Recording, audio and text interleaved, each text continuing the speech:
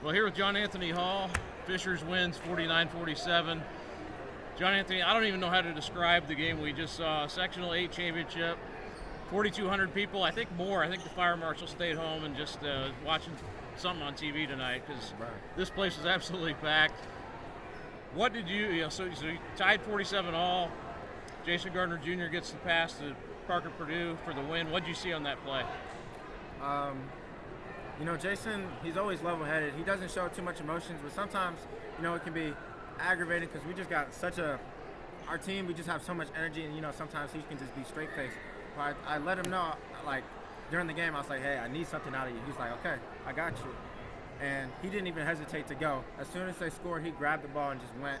He saw Parker, it was open, and I'm just so proud of that kid. I've known him for so long, so it was just emotional seeing him, just stay level-headed and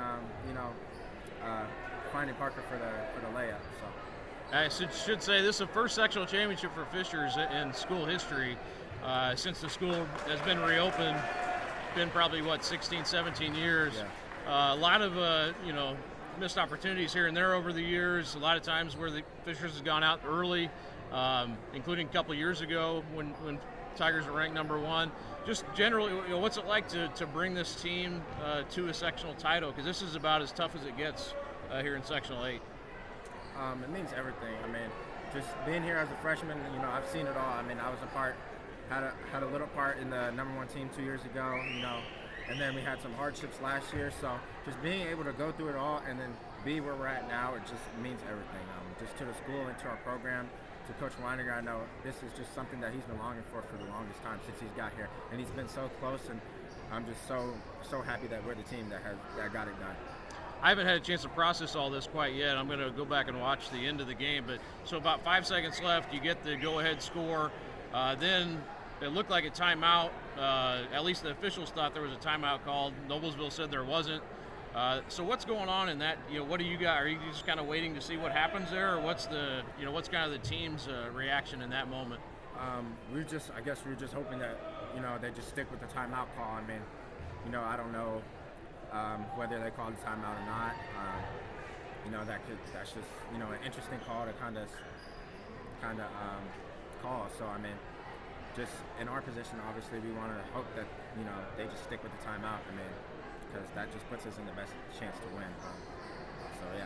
And they did give the timeout. So Noblesville had the ball, 3.2 seconds. Actually got on the sideline, and Aaron Fine ends up taking the shot there. It was online, just a little bit short. What did you see on that play? What were you trying to accomplish there on that last possession? I think we were just we call it 55 soft. So we just stay behind them, make them catch it that way. And I think Parker did a great job.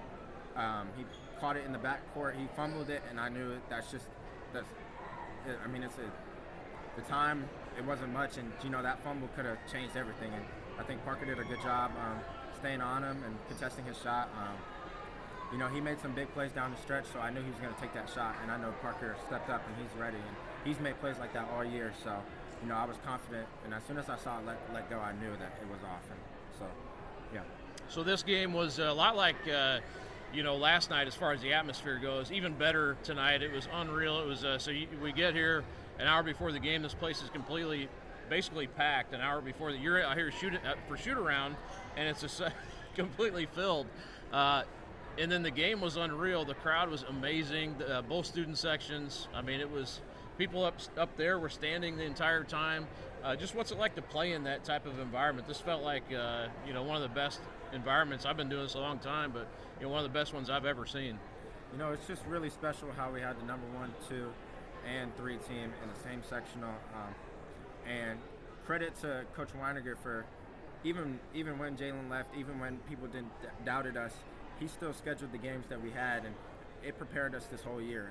We played in some crazy atmospheres, nothing quite close to this, but we've had a lot of people at our games, and a lot of games during the season, so it's nothing new to us, and I just credit to Coach Weininger for believing in us and knowing that we can still handle business.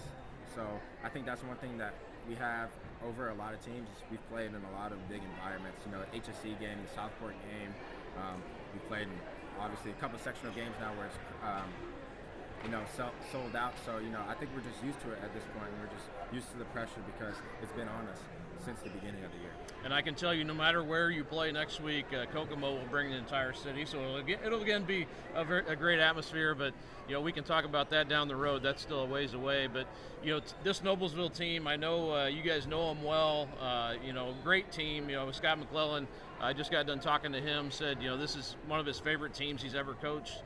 You could see the emotion from Aaron and that group. They could very well have won this game too tonight. 100%. A great team. Just going to battle against those guys, what did you try to do maybe against them, and what did you feel like maybe their biggest strengths were? Biggest strength was obviously Aaron just making plays for them.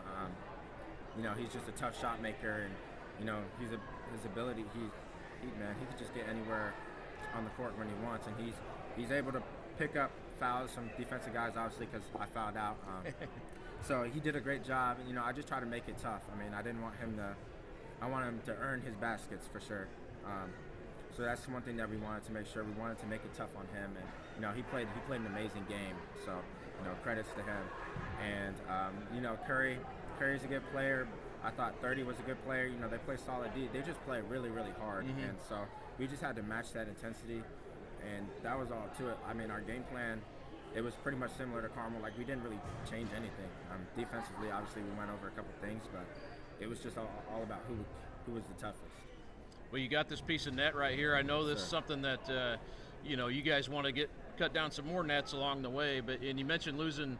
You lose Jalen Harrelson, and no disrespect to him because he's a great player, very unselfish player. 100%. But why has this team kind of been able to pick up and move forward and get even better this year? Do you think?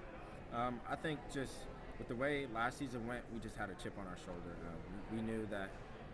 That's just not how we wanted to play, and we just need to come out with a different mindset. And with or without Jalen, I thought we played great during the summer. I thought that we had potential to, do big things with him. And when he decided to leave, that's what he wanted to do. All we could do was just, congratulate him and what he wants to do next. But that takes nothing away from us. We wanted to. Our goals were still there, and and I think we were just able to stick together. And I think just 1 year of just us not being able to achieve what we wanted just made us motivated so much more. And I think you could just see the change in everybody. And just real quick, JonAnthony Hall, 49-47.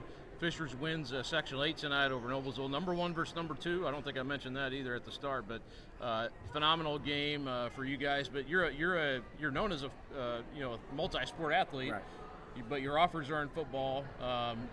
What's kind of do you kind of put that aside when basketball season starts and just kind of focus on this? 100%. I have guys hitting me up all the time asking me, hey, have you been scheduling for your spring practices, and how are you getting up, official visits and stuff like that?